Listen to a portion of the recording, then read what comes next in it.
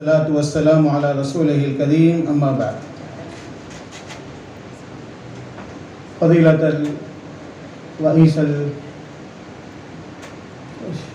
الشيخ بدر، فضيلة الملحق بالثقافي، والإخوة الأعزاء الحضور، فوالله أنا أعترف أن هناك إخوة أحسن مني وأفضل مني علما وخلقا وخبرة، ولكن اللجنة العلمية أمرتني أن أقوم هنا، فالشكر موصول إلى اللجنة العلمية. فهذه العناوين التي اختارتها اللجنة العلمية تصلح أن تكون عناوين مؤتمر عالمي، وأنا ألتمس إلى الإخوة القائمين على هذا البرنامج أن يقدموا بالاقتراح إلى وزارة الشؤون الإسلامية أن تكون هذه العناوين مؤتمر تدعى فيه العلماء من جميع العالم، فكل عنوان يحتاج أن يناقش ويبحث فيه بالدقة، لأنها أمة والعالم يحتاجه الآن أولا. وثانيا، أنا ألتمس من الإخوة الحاضرين أن تترجموا هذه العناوين، فكل باحث قام بدوره وجاء بملخص مفيد جدا للعالم. فالمسلمون ليس في الهند فقط بل في جميع العالم يحتاجون إلى هذه العناوين الآن، فكانت هناك في هذه العناوين توضيح مهم جدا. أما أنا لا أستطيع أن أعلق على ما قدمه الباحثون، ولكن لي كلمة أقول لكم أن النبي صلى الله عليه وسلم قال: ليبلغن هذا الأمر ما بلغ الليل والنهار، ولا يترك الله بيت مدر ولا وبر إلا أدخله الله هذا الدين بعز عزيز أو بذل ذليل. عزا يعز الله به الإسلام، وذلا يذل الله به الكفر. سبحان الله. أظن أن هذا الدور قد جاء.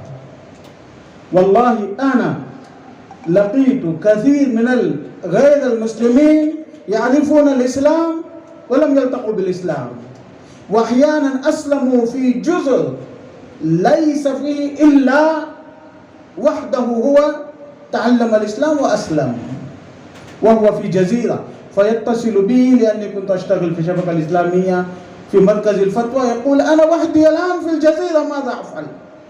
فالشباب، أنتم والله لا تخافون من أحوال الهند.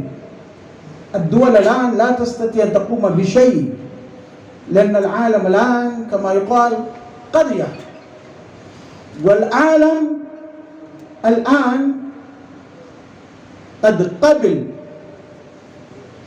القواعد والنصائح والإرشادات التي جاء به النبي صلى الله عليه وسلم. وهذا قال ابن تيمية رحمة الله عليه من قبل: لا يكون خيرا في أمة إلا هدي النبي صلى الله عليه وسلم أفضل منه، إلا هدي النبي. والآن بعد الحروب، بعد القتال، بعد الكل، اتفقت العالم لا ندخل في الحروب. الأمم المتحدة ماذا تقول؟ دستور ومنشور الأمم المتحدة: نعيش بسلام. فوالله الآن القاعدة أو النصيحة أو الهدي الذي كانت يقول به النبي صلى الله عليه وسلم اتفقت عليه الأمة. راح الآن زمن الجهاد، قد يأتي زمن الجهاد، ولكن الآن العالم كله يقول: نحن لا نخالف الإسلام ولا نخالف أي دين، فنحن عندنا الفرصة الآن تبليغ الإسلام. أليس كذلك أيها الإخوة؟ سنريهم آياتنا في الآفاق وفي أنفسهم حتى يتبين لهم أنه الحق. الآن الدولة الهندية أو غيرها من الدول تظلم الناس ظلما لأنهم عندهم قوة، عندهم سياسة، ولكن قانونيا لا يستطيعون أن يقوموا أمام دستورهم ولا أمام العالم بأننا ما نقوم به فهو حق لا يستطيع أن يقول به أحد.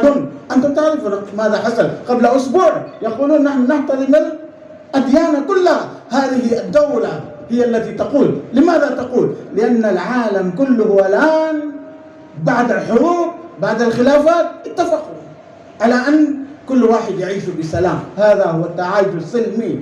فهذه هي الهداية والنصيحة أو هدي النبي صلى الله عليه وسلم جاء به الإسلام ونحن قد أصلنا فيه. أقول لكم أيها الإخوة مرة ثانية، العلم الآن يؤيد الإسلام، العلم الآن يثبت وجود الله، العلم الآن يثبت أن هناك فرقا بين الرجل والمرأة، والعلم يثبت الآن ليست هناك طمأنينية إلا بالإيمان بالله عز وجل. أشياء كثيرة الآن سنريهم آياتنا في الآفاق وفي أنفسهم. الآن العلم يثبت. ما علينا نحن الآن أيها الإخوة نحن نترك الآن ماذا كتب الفقهاء في قضية. أنا لا أقول في الفقه وفي الدين، فإنما أقول في الحاضر الإسلامي ماذا استنبطوا. الآن يحتاج إلى فقه واقعي جديد نتعامل مع الدنيا. فنحن عندنا الإخوة السلفيون هم الذين يستطيعون يستنبطوا من الكتاب والسنة أسس وقواعد تصلح لكي نعيش في هذا الوقت. ولا يمكن هذا لمن يقلد أو يكون مقلدا جامدا أو يقول أن باب الاجتهاد قد انغلق. لا يمكن أن يأتوا بقواعد يستفيد منه الأمة الآن ويرشدهم إلى الحق. هذا دورنا الآن. والله لما نقول كما قال الإخوة التعايش السلمي لا نقول التنازل أبدا، لا نقول التنازل. لما يقول هناك حرية في أمريكا وفي بريطانيا وأوروبا ليس هناك تنازل، ولكن هذه الحرية لما اعترفوا به فتحوا باب الإسلام. وأنا أذكر كلمة لشكيب أرسلان قال قبل 60 سنة: بلاد الإسلام حبلى وبلاد الكفر حبلى، ولكن بلاد الكفر ستلد إسلاما وبلاد الإسلام ستلد كفرا. قد يكون فيه تجاوز، ولكن ماذا يقول؟ هو معروف جدا أن بلاد الكفر قد عانوا بضلالهم وبحريتهم وبغلوهم، الآن يريدون أن يرجعوا إلى الإسلام. فهناك كلمات قوية مفيدة جدا. مرة ثانية أنا ألتمس من الإخوة أن تترجم هذه الكلمات بجميع اللغات، وأنا إن شاء الله أرجو أن تكون السفارة السعودية والأخ شيخ بدر ملحق الثقافي سيقوم بهذا المشروع، لأنها تفيد الأمة ليس في الهند، في كل مكان.